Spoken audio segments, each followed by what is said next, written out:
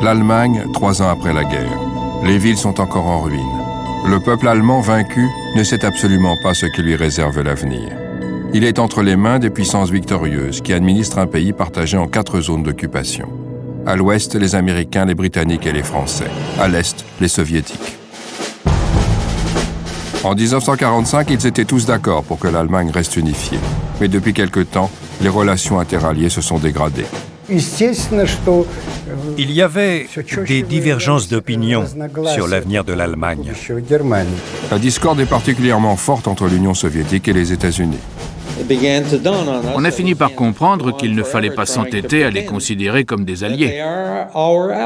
Le durcissement du conflit Est-Ouest aboutit au blocus de Berlin. Et le pont aérien américano-britannique changea la vision des Allemands. Tout a changé à partir du moment où on les a aidés à Berlin. Les frontières de l'Europe ont été redessinées. Des millions de gens déracinés n'ont plus de patrie et cherchent un endroit où s'installer. Bien souvent, ils n'ont rien à manger. La société allemande était au plus bas. Les gens mouraient de faim. Les enfants étaient maladifs. Ils avaient la peau sur les os et le teint cadavérique. La pénurie d'après-guerre fait les beaux jours du marché noir. Vainqueurs et vaincus se rapprochent, dans tous les sens du terme. Des serveuses de 30 ou 40 ans mettaient le grappin sur des soldats à peine majeurs rien que pour quitter cette Allemagne mortifère.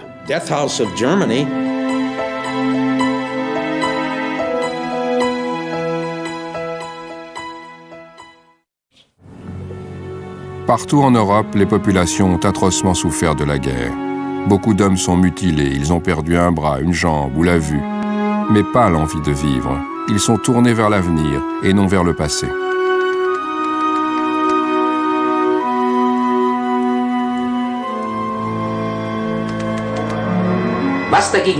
L'énergie et la volonté de vivre de Gottlieb Eitzelmann, amputé des 2 jambes, lui ont permis de construire sa maison tout seul. Hans Braun a été prisonnier de guerre en France. Il a perdu ses jambes dans une opération de déminage.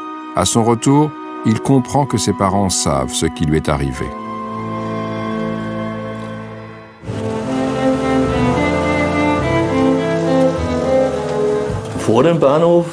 À la gare de Kassel, une vieille ambulance de la Croix-Rouge m'attendait pour me ramener chez moi.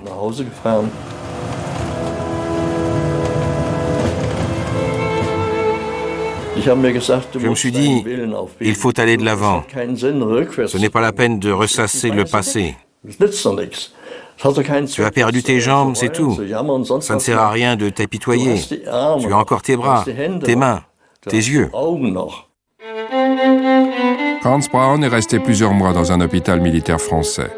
Ses parents l'attendaient avec impatience et ont tout fait pour rendre son retour le plus agréable possible.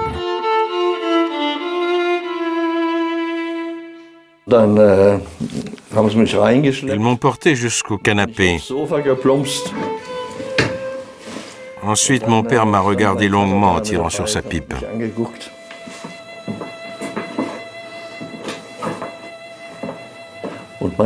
Ma mère m'a demandé « Je te prépare une côtelette ?»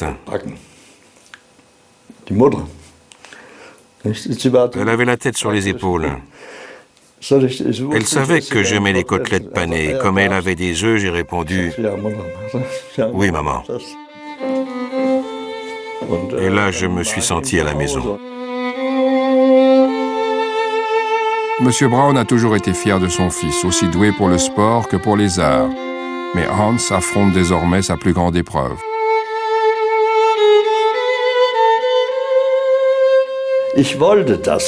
Je voulais marcher, et je n'ai écouté personne, pas même mon père.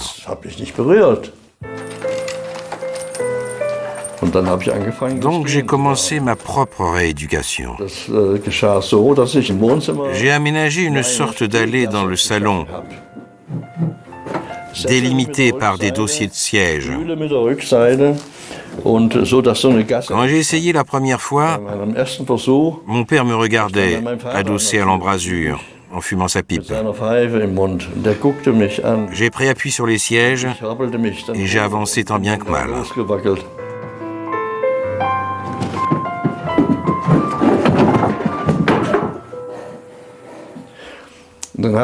J'ai refait cet exercice pendant 6 semaines, en allant chaque jour un peu plus loin.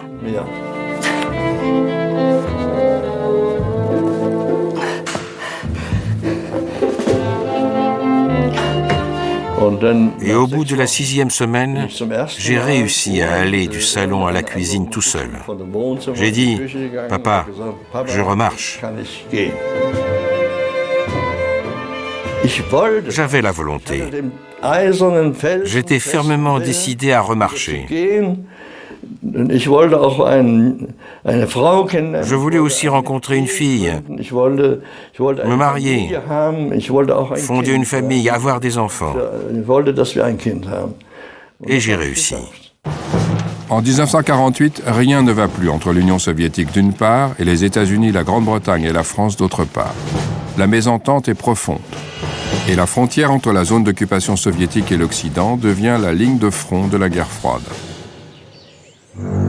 Au quartier général américain de Francfort, les États-Unis et la Grande-Bretagne décident d'aller à l'affrontement. Quand l'Union soviétique a commencé à agir comme elle l'a fait, c'est-à-dire en régime totalitaire fondé sur une idéologie, on a compris qu'il ne fallait pas s'entêter à les considérer comme des alliés. Mais il nous a fallu du temps pour ça. Ça s'est fait petit à petit, pas avant 46-47. Il est indéniable que les puissances occidentales ont tout fait pour préserver l'alliance. Mais on nous en a empêchés. Chacune des puissances au pouvoir fait passer ses propres intérêts au premier plan. Les pays occidentaux veulent une démocratie et une économie de marché, au détriment de l'unité allemande s'il le faut. Les soviétiques veulent un modèle socialiste dirigé par l'Allemagne communiste, mais dans tout le pays. Il y avait des divergences d'opinion sur l'avenir de l'Allemagne. Devant la complexité de la situation, le gouvernement militaire soviétique, c'est-à-dire Moscou, tenait à mettre rapidement en place une administration unifiée, ne serait-ce que pour gérer les questions économiques. Mais le bloc de l'Ouest y était fermement opposé. Le conflit n'est pas seulement russo-américain. Chacune des puissances occupantes a son objectif propre.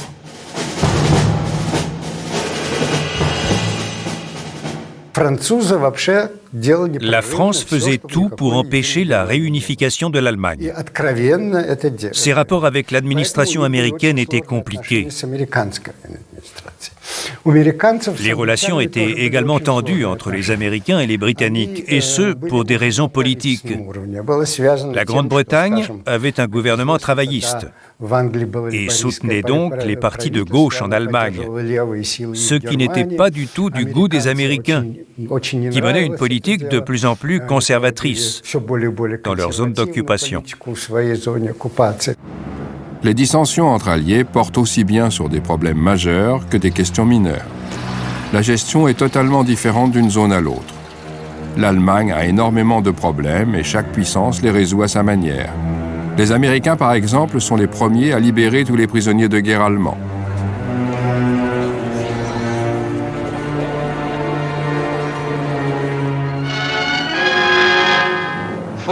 Les derniers prisonniers de guerre ont quitté Dachau, ce qui veut dire qu'il n'en reste plus aucun aux mains des Américains.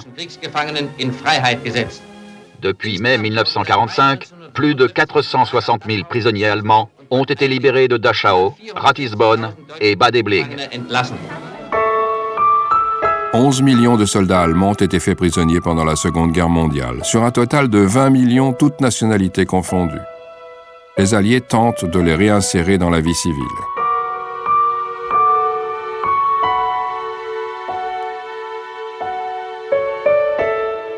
Mais le retour n'est pas toujours très gai. Je me souviens d'en avoir vu certains descendre du camion. Il n'y avait personne pour les accueillir. On peut dire ce qu'on veut, Même s'ils n'étaient pas du bon côté, ils se sont souvent bien battus. Et pas seulement les soldats.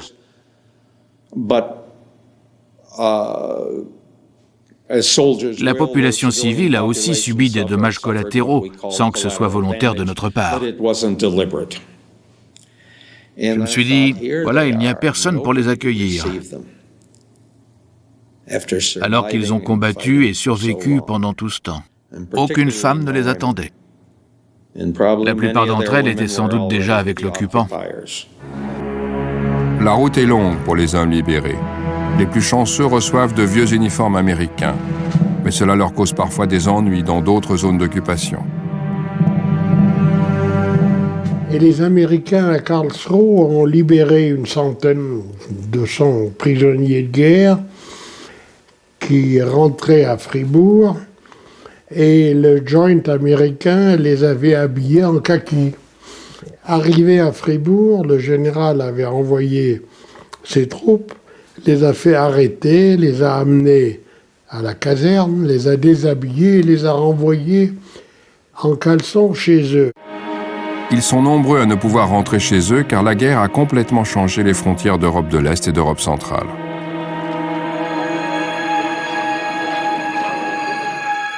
Les territoires situés dans l'Est de l'Allemagne sont désormais sous contrôle polonais ou russe. Certaines régions de l'Est de la Pologne sont maintenant sous administration russe. On assiste à des déplacements de population massifs. Les prisonniers de guerre sont souvent perdus après leur libération. Ils cherchent des parents qui pourraient les loger. La famille est l'unique source de stabilité dans ce chaos.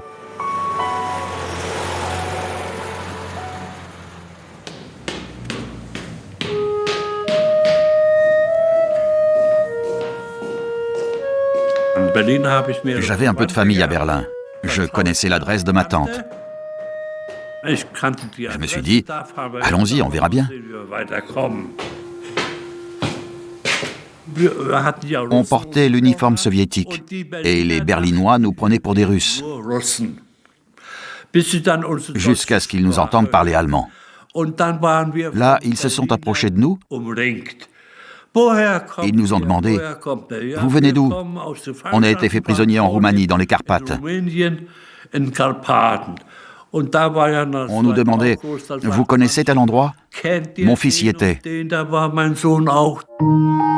Helmut Augustat a 22 ans. Il est originaire de Königsberg.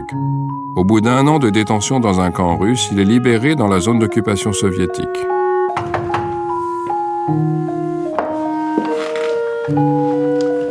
Ma tante ne voulait pas me laisser rentrer. Elle pensait qu'on était russes. Je lui ai dit « Tata, c'est moi, Helmut, tu ne me reconnais pas ?»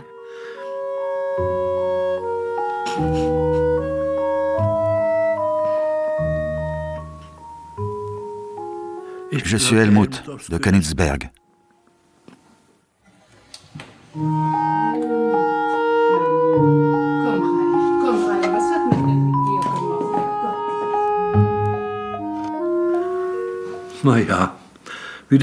On a eu droit à un accueil inoubliable.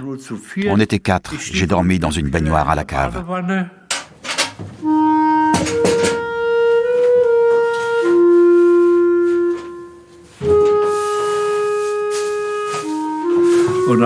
On ne pouvait pas rester.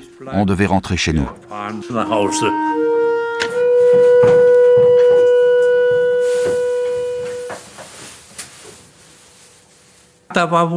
Parmi les voisins, il y avait un policier. Il avait appris que des ferries allaient de Warnemünde à Königsberg. Les rumeurs vont bon train à Berlin. Personne n'a d'informations précises sur Königsberg. Les journaux parlent des conférences et des négociations, mais ne disent pas un mot de la Prusse orientale, ce qui n'a rien d'étonnant. Les accords de Potsdam ont établi que l'Allemagne devrait renoncer à la partie est de ses territoires. Mais il aura fallu plus d'1 an pour que les Russes décident d'annexer la Prusse orientale. Helmut Augustat et ses amis veulent rentrer chez eux. Ils pensent qu'ils pourront regagner Königsberg via Warnemünde.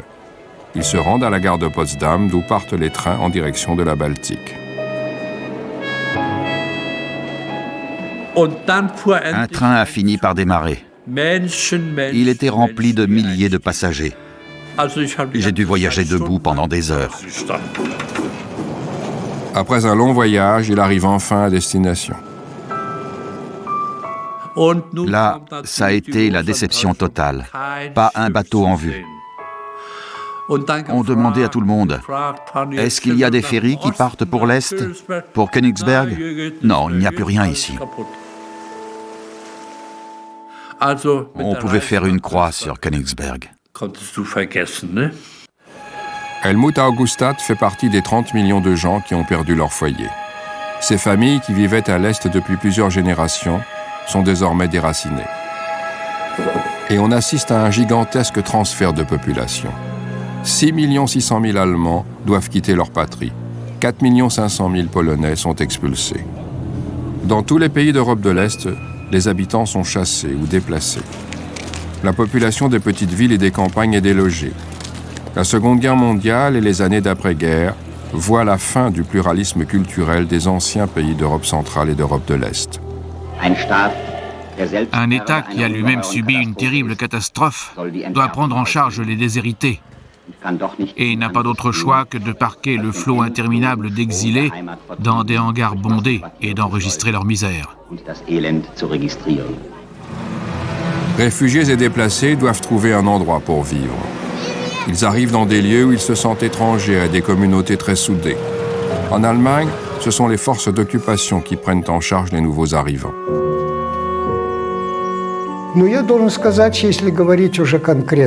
Si on analyse ce qui s'est passé dans la zone soviétique de façon objective et non émotionnelle, les déplacements de population ont eu du bon.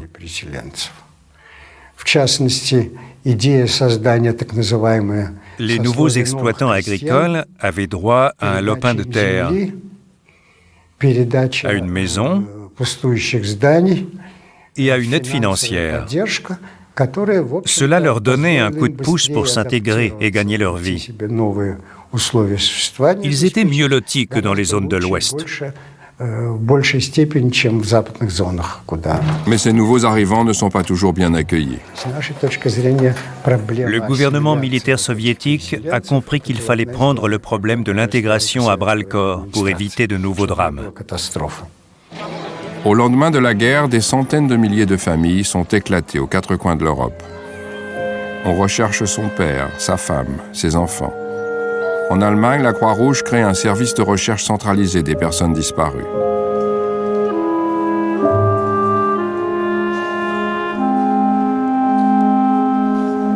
La radio diffuse chaque jour des avis de recherche. Le soldat Fritz Unruh, né le 17 août 1907 à Köking, recherche son épouse Martha Unruh. L'émission Témoins oculaires de la zone soviétique tente d'aider des enfants à retrouver leurs parents. Hans-Jürgen Nack, né à Stettin, recherche sa mère. Brigitte Kowalkowski de Marienwerder recherche ses parents. Wolfgang Wollert, né en 1941 à Berlin, voudrait retrouver sa famille. Erika et Hans Wegener, originaires de Dolstadt, recherchent leur père. La plupart de ces enfants ont perdu leurs parents dans le réaménagement des frontières.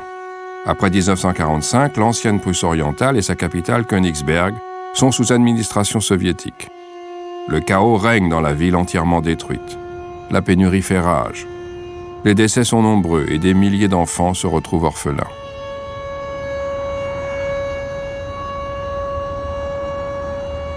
Ma mère est morte de faim. Elle souffrait de dysenterie et même quand elle arrivait à avoir un quignon de pain, elle n'arrivait pas à le garder. Christa Pfeiler a 11 ans en 1945, quand Königsberg, sous les décombres, est occupé par la Russie. Avec sa petite sœur, elles sont obligées d'enterrer elles-mêmes leur mère dans un trou.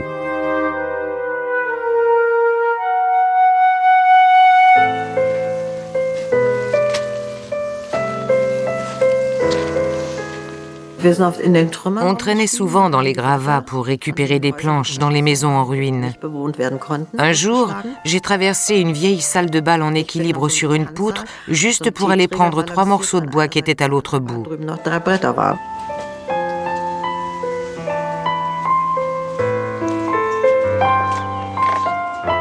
Les gens disent plutôt mourir, mais mourir, ça ne résout pas tout.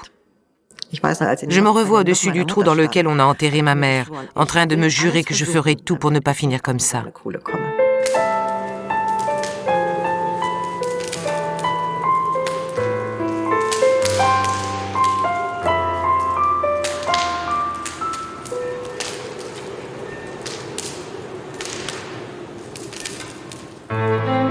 Un an plus tard, les fillettes sont placées dans un orphelinat soviétique.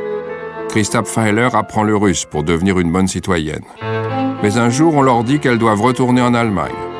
Christa et sa sœur voyagent dans un train de marchandises jusqu'à la zone soviétique, où un camp recueille les enfants sans famille. De là, comme des milliers d'autres filles et garçons, elles sont réparties dans des orphelinats, parfois dans des familles.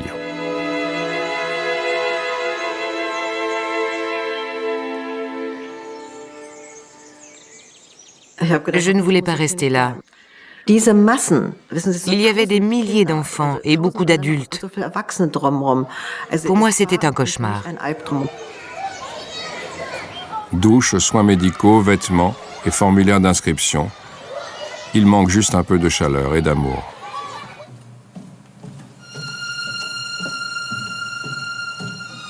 On était regroupés par âge. Ma sœur n'avait pas le droit de rester avec moi. Elle dormait dans une autre pièce. Une nuit, elle est venue me retrouver.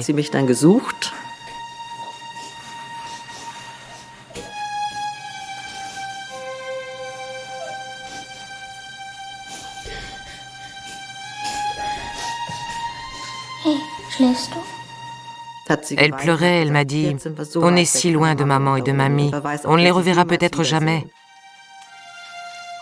Je lui ai répondu « Regarde le ciel. Tu vois les deux étoiles? Celle-là, c'est maman et l'autre, c'est mamie. » Alors elle s'est calmée et elle a dormi avec moi. Christa et sa sœur sont placées dans un orphelinat plus petit. Elles sont seules, sans famille. Mais elles retrouvent bientôt un foyer, au moins, le temps des festivités de Noël.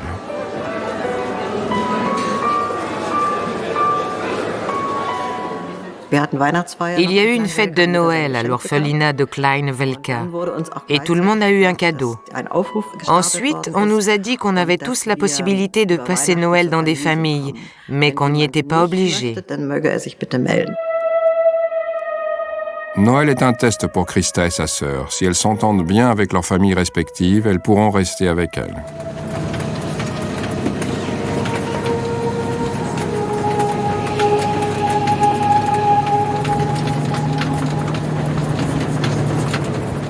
Deux jours plus tard, on a tous pris le car.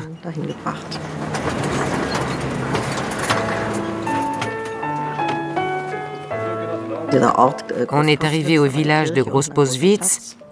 Il y avait une église, une grande place et deux écoles. Quand on est descendu, tous les villageois qui voulaient accueillir un enfant pour Noël étaient là.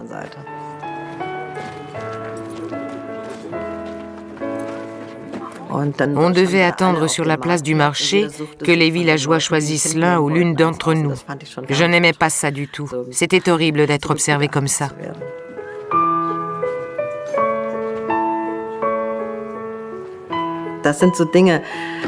On retenait notre souffle en espérant être choisi par une famille gentille. Une dame a proposé de m'emmener. Elle m'a dit qu'elle avait 2 enfants et une jolie maison et qu'elle aimerait que je passe Noël chez elle. Je lui ai répondu que je préférais attendre que Christelle trouve un foyer. Les plus petits avaient moins de succès. Les familles préféraient les enfants plus âgés. Ça arrangeait certains d'entre nous, mais les autres étaient lésés.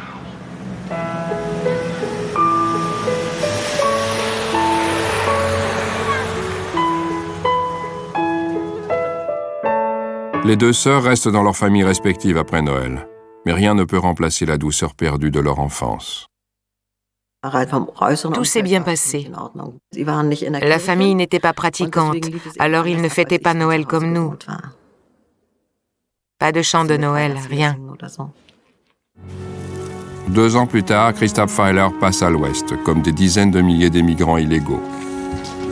La zone frontalière est étroitement surveillée du côté est pour empêcher cette hémorragie. Dans les bulletins d'information de l'Est, les fugitifs sont considérés comme des criminels.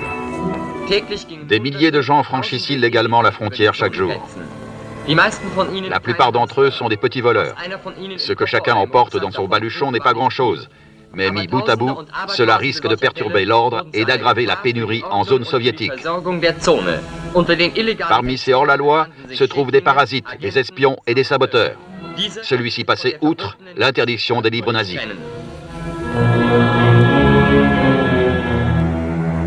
À l'Est, le gouvernement militaire soviétique et le SED, le Parti socialiste unifié, contrôlent la politique et l'économie. La pénurie est toujours catastrophique, mais il n'est pas question d'accepter l'aide de l'Ouest aux conditions établies par les États-Unis. On avait un plan pour redresser l'économie allemande et on a proposé aux Russes et à la zone soviétique de les inclure dedans. Ils devaient donc réfléchir à ce qui serait dans leur intérêt. Ils ont jugé que cela les éloignerait de leur objectif, qui était de s'imposer dans l'Europe entière. Entre l'Est et l'Ouest, c'est la méfiance, ou bien simplement de l'incompréhension. J'ignore d'où sort cette idée. À ma connaissance, l'important pour l'Union soviétique était de préserver ce qu'elle avait. À l'Est, on mise sur le communisme et une économie planifiée. Ce qui vaut pour l'Union soviétique vaut aussi pour l'Allemagne. Augmenter la production d'énergie électrique, de charbon et d'acier et développer le réseau ferroviaire, voilà les axes fondamentaux pour relancer notre économie. Les Russes et le SED croient encore en la possibilité d'une Allemagne unifiée. Jusqu'en 1948, en tant que journaliste et employé du gouvernement militaire soviétique, nous étions persuadés que l'Allemagne deviendrait un pays unifié, ou au pire un État fédéral. Mais le climat politique international est en pleine mutation. L'Europe est frappée par la guerre froide. En Pologne et en Tchécoslovaquie, des régimes communistes sont installés. L'économie stagnante affecte l'Est, où la propagande se fait plus agressive. Le bouc émissaire est tout trouvé, tout est de la faute du capitalisme occidental. Mais dans les actualités est-allemandes, on revendique toujours une Allemagne unifiée. À cause d'une poignée de politiciens irresponsables, véritables guerriers du capitalisme de monopole, la division de l'Allemagne est une menace réelle. Leipzig rappelle que l'économie allemande est un tout et ne peut ni ne doit être séparée.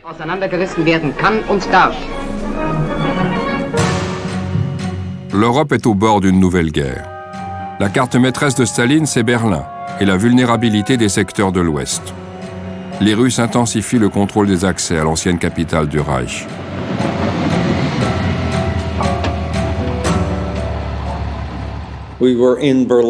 On était à Berlin parce que Staline le voulait bien. Donc c'était un moyen de pression des Russes sur nous. Et ils s'en sont servis.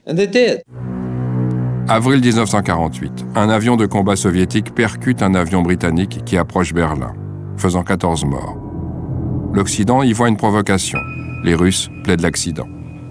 D'après le rapport soviétique, le pilote britannique approchait d'Algo, l'aérodrome russe, sans s'être signalé. Au sein du Conseil de contrôle interallié, les quatre puissances avaient déjà des discussions houleuses. Mais désormais, elles n'ont plus rien à se dire. Leurs efforts pour gouverner l'Allemagne ensemble ont échoué. Un collègue m'a appelé et m'a dit « Tu sais quoi?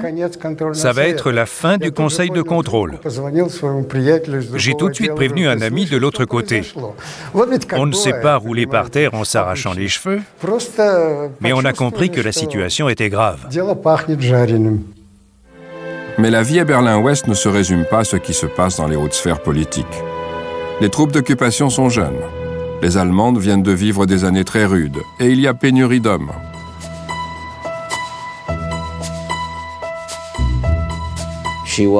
Elle était superbe. très belle. Elle n'avait rien à manger. Je lui ai donné quelque chose et on s'est retrouvés dans les bras l'un de l'autre. Moi, je voulais juste lui exprimer ma plus profonde sympathie. Ce jeune Américain, Tony Vaccaro, arrive en Allemagne en qualité de photographe. Les Allemandes l'apprécient beaucoup et il sait pourquoi. Elle voulait toujours du café et encore du café. Je ne sais pas si c'était pour sa mère ou pour elle, ou peut-être pour le revendre. Et puis, j'étais non-fumeur et j'avais droit à une cartouche par semaine. Alors, je donnais beaucoup de cigarettes.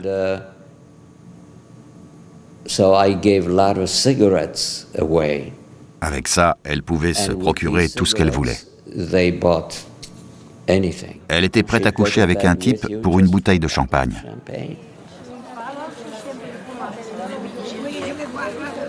Un week-end, l'été, je prenais un bain de soleil en caleçon. Elle est venue, en maillot de bain usé, se faire bronzer à côté de moi. On était tout seuls dans la maison. On a discuté, on s'est regardé, et la nature a fait le reste.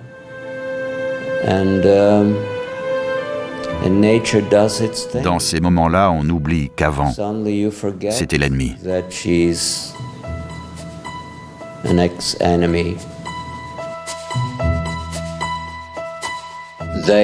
Les Allemandes avaient perdu leurs illusions.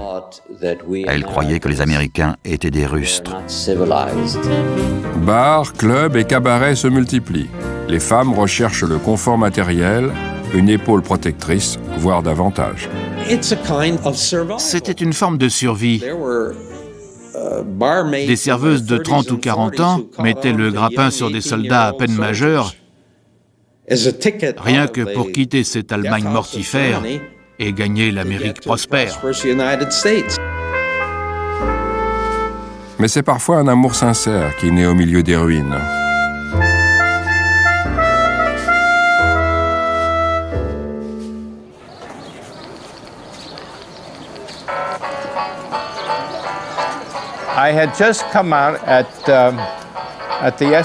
Je venais de descendre du train à la gare de Marienfeld.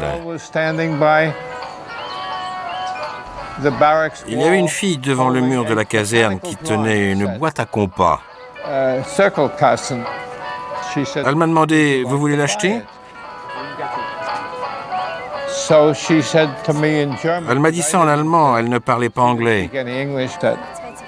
Je lui ai demandé combien c'était et je crois qu'elle m'a dit « Zwei Stangen Zigaretten », 2 cartouches de cigarettes. Je lui ai dit « Attendez, je reviens ». Je suis allé chercher ma ration de cigarettes et quand je suis revenu, elle était toujours là. Elle a insisté pour que je lui donne bien les cigarettes avant de me remettre la boîte. Paul Johnson a atterri à Berlin la veille. C'est un officier américain qui a une mission bien précise. Il doit retrouver le corps de ses compatriotes portés disparus.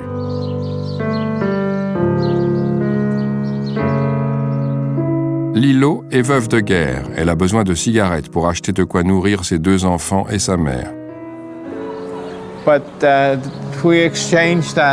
Après la transaction, je lui ai demandé d'où elle venait. Elle m'a répondu de Mariendorf.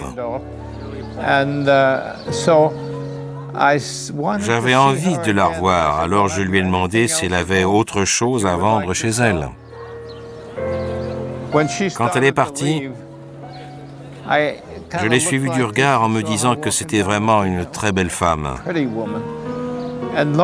Et là, elle s'est retournée et m'a regardé. Elle s'est arrêtée. On a échangé un sourire et on est chacun revenu sur nos pas pour se retrouver.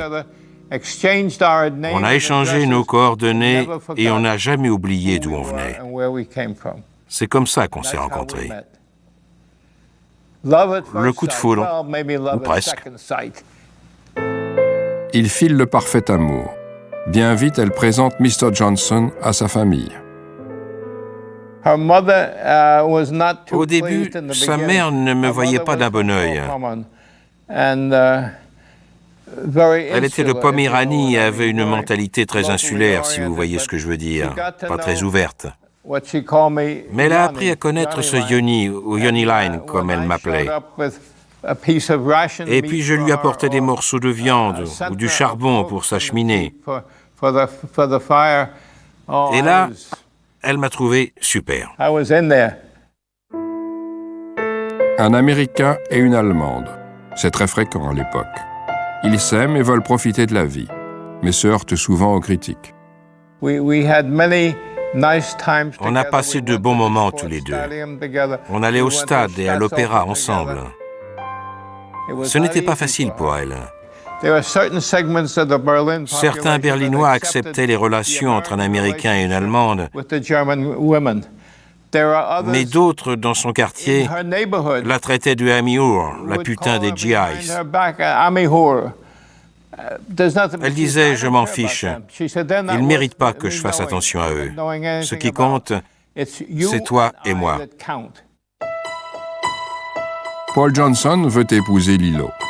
Pour ce faire, il doit se procurer toutes sortes de documents auprès de l'armée, de l'aumônier militaire, des autorités locales, du gouvernement militaire, une paperasserie interminable. Il m'a fallu environ 1 an et 3 mois pour obtenir tous les papiers.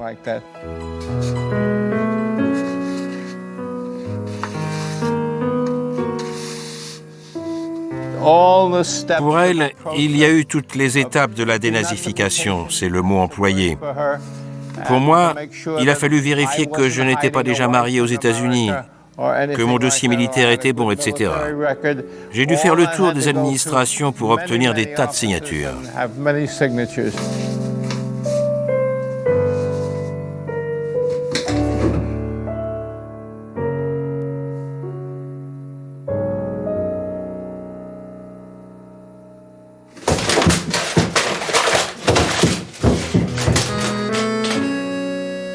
Un jour, je suis rentré du travail et j'ai trouvé tous les papiers déchirés sur la table de la cuisine.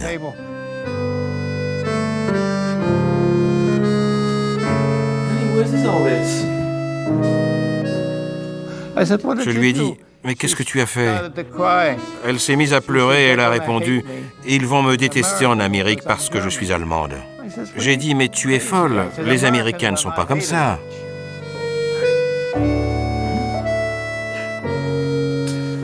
Paul Johnson réunit à nouveau tous les documents. Ils peuvent enfin se marier. 2 jours plus tard, ils doivent quitter l'Allemagne avec les enfants de Lilo sur un navire militaire à destination des États-Unis, comme imposé par le règlement de l'armée. Et ce n'est pas tout.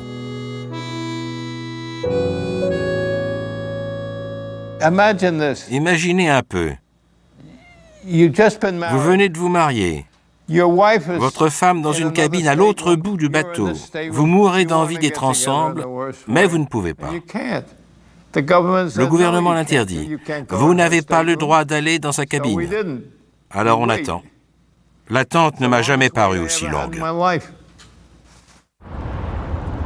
En Allemagne aussi, les gens attendent. Une nouvelle devise. La misère du marché noir de l'après-guerre ne pourra être effacée que par une réforme monétaire. Les Russes et le bloc de l'Ouest attendent de voir qui fera le premier pas. À l'approche du 18 juin, la tension monte. L'atmosphère est électrique, c'est imminent. Et voilà, les magasins sont pris d'assaut. Tout le monde veut écouler son vieil argent. Les boutiques sont dévalisées et beaucoup doivent fermer.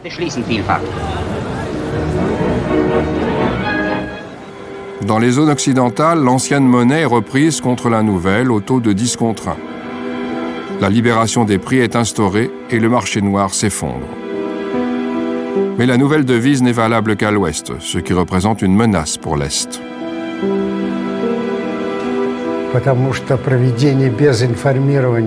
Le fait de réformer le système monétaire sans avertir l'Union soviétique a été un coup de massue, une véritable catastrophe.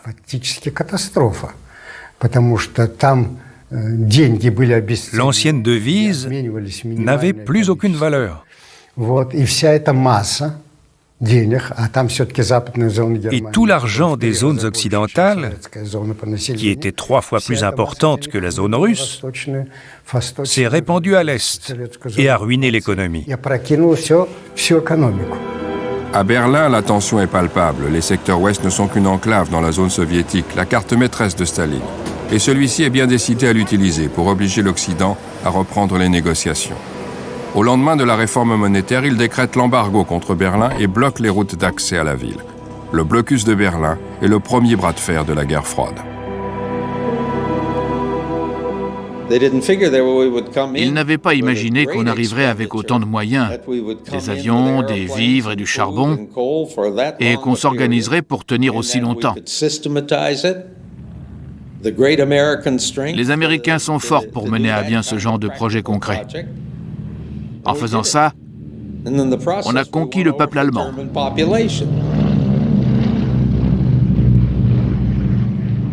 Il y avait beaucoup d'inquiétudes, de tensions. C'était une épreuve à surmonter.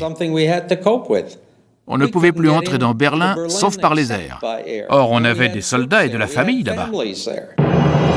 Le pont aérien sur Berlin est la plus grande opération militaire d'après-guerre entreprise par les Alliés occidentaux. Presque chaque minute, un avion américain ou britannique ravitaille la ville. Et Berlin-Ouest tient, malgré le blocus.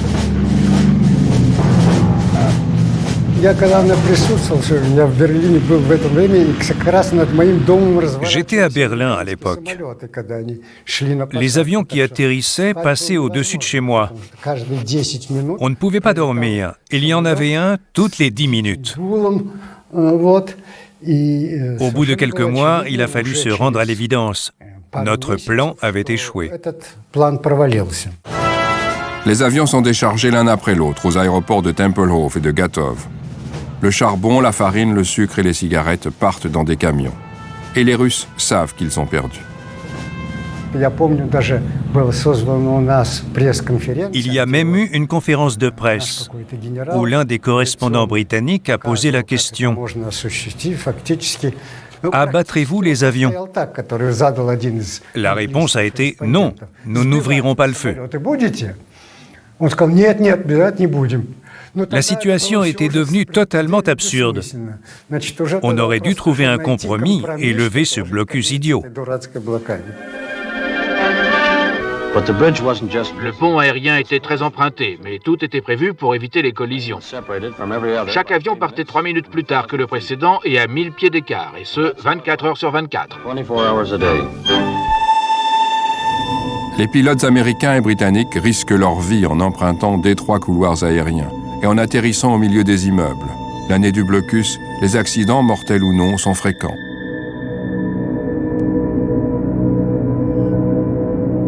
Mais rien n'est changé. L'Est et l'Ouest décident de prendre des chemins différents. À l'été 1948, les Alliés occidentaux fondent la République fédérale d'Allemagne de l'Ouest. Les gouverneurs militaires ont ordonné au ministre-président de rassembler une assemblée constituante d'ici septembre afin de créer une entité politique unifiée, ne serait-ce que pour l'Allemagne de l'Ouest. Quelques semaines plus tard, à Berlin-Est, le Congrès du peuple est convoqué par les Soviétiques pour rédiger la constitution d'un second État allemand.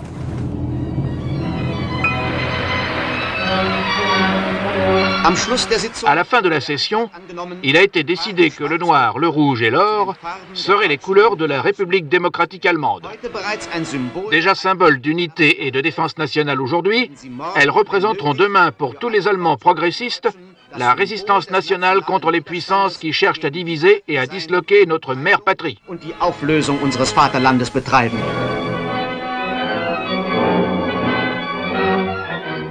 En politique, aucun compromis en vue. Mais à une échelle plus modeste, les gens sont obligés d'en faire. Helmut Augustat a trouvé du travail au chantier naval de Rostock, sur la côte baltique. Il n'a pas pu retourner dans sa ville natale de Königsberg, désormais annexée par la Russie. Je suis tombé sur un article dans le journal qui proposait de devenir professeur. Il y avait énormément de postes à pourvoir. Et moi, j'avais toujours voulu enseigner. Helmut Augustat saisit sa chance et commence sa formation de nouveaux professeurs. Les enseignants imprégnés des théories marxistes doivent montrer aux enfants les bienfaits du communisme. Après une courte initiation, Helmut obtient son premier poste.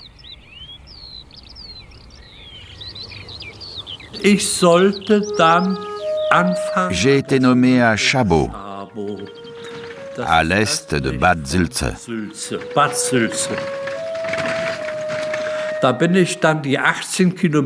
Je faisais les 18 kilomètres qui séparent Sanitz et Bad Sülze sur des carrioles qui allaient de bourg en bourg, tirées par des chevaux et équipées de roues pleines.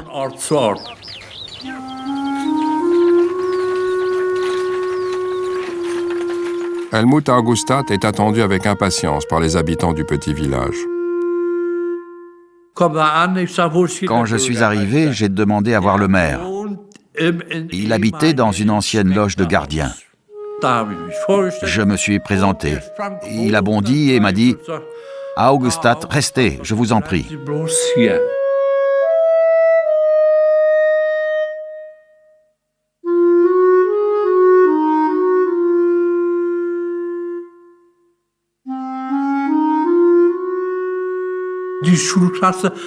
Les cours avaient lieu dans l'ancienne propriété attenante. Il y avait un tableau noir, quelques cartes et quelques bancs. Tout ça pour 8 niveaux. J'ai commencé un lundi. C'était mon tout premier jour. Vous connaissez la maladie de la pomme de terre? Personne n'en avait entendu parler. J'avais un formidable manuel de biologie avec un chapitre entier sur le doryphore. Je leur ai dit tout ce que je savais. J'ai vite fait connaissance avec les élèves, et avec leurs parents aussi. Et comme j'allais chaque jour de maison en maison, j'ai fini par connaître tout le village. Ça me plaisait.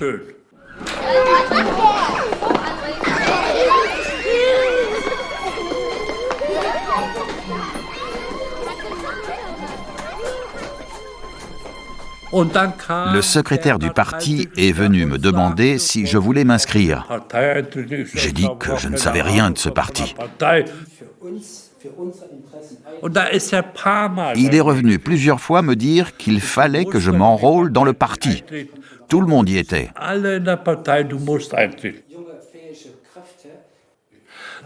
Alors j'ai accepté de m'inscrire. Le Parti communiste est devenu tout puissant dans la zone soviétique. Il est au cœur du socialisme russe. Le nouvel enseignant doit suivre un cours. Le communisme est formidable, où chacun selon ses possibilités, où qui mérite une voiture ou une moto, etc. Le cours a duré 2 semaines. Il abordait un nouveau thème chaque jour. Le communisme est formidable. Il a un ennemi bien défini, l'Occident, où les gens sont esclaves du capital. L'Occident qui détruit l'unité allemande.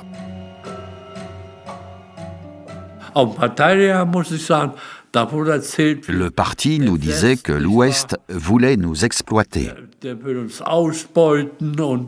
Mais on ne savait pas comment ça se passait vraiment à l'Ouest. Helmut Augustat aime son métier. Lors d'un camp de vacances sur la Baltique, il rencontre quelqu'un qui va changer sa vie. Irma sera son grand amour.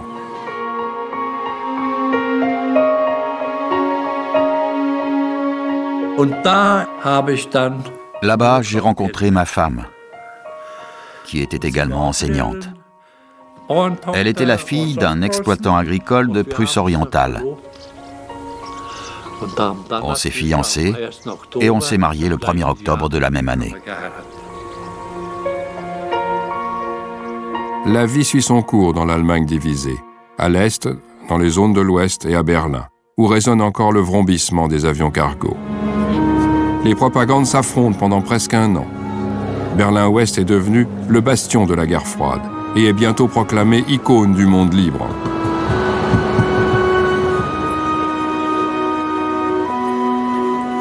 Ihr Völker der Welt, ihr Völker in Amerika, in England, in Frankreich, in Italien, schaut auf diese Stadt. Le pont aérien sur Berlin, surnommé Opération Victoire, devient le symbole d'une amitié nouvelle. Ma femme et moi avons veillé très tard pour remplir des mouchoirs de bonbons. Opération Victoire appartient au passé. Je participe désormais à l'opération Friandise pour les enfants de Berlin.